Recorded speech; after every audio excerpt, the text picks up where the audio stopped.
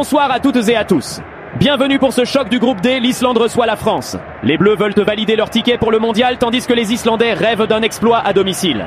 La France débarque ici avec une confiance à toute épreuve, trônant fièrement en tête du groupe D, avec un parcours parfait 9 points en 3 matchs, 3 victoires et aucune trace de relâchement.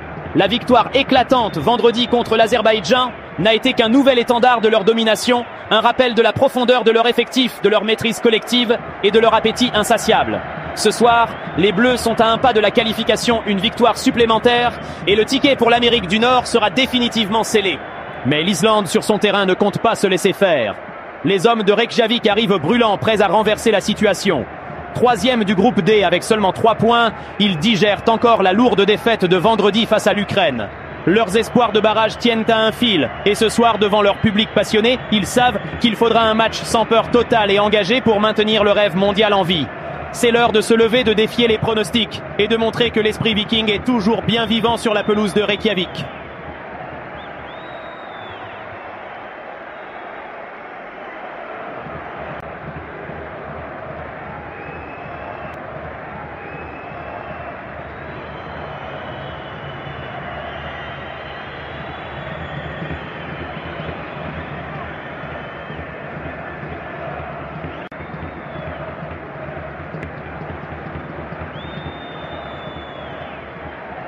Le stade vibrait sous l'énergie des supporters des deux camps, chaque tribune débordant de passion et d'attente. L'Islande, forte de sa cohésion et de sa combativité, cherchait à imposer son rythme malgré la pression venue des fans français. La France, avec sa réputation de puissance technique et collective, affichait calme et concentration, prête à dominer la rencontre par son jeu fluide et précis.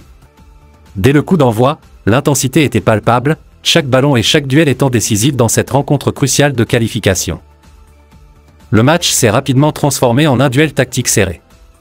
La France a pris le contrôle de la possession, alternant séquences rapides et phases de construction patiente, tout en exploitant les espaces laissés par l'Islande.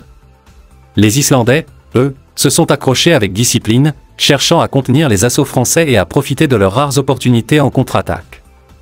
La tension sur le terrain était constante, chaque action pouvant basculer la rencontre, et la lutte pour le contrôle du milieu de terrain a constitué un véritable théâtre stratégique. Dans les phases clés du match, la France a démontré sa supériorité tactique et collective.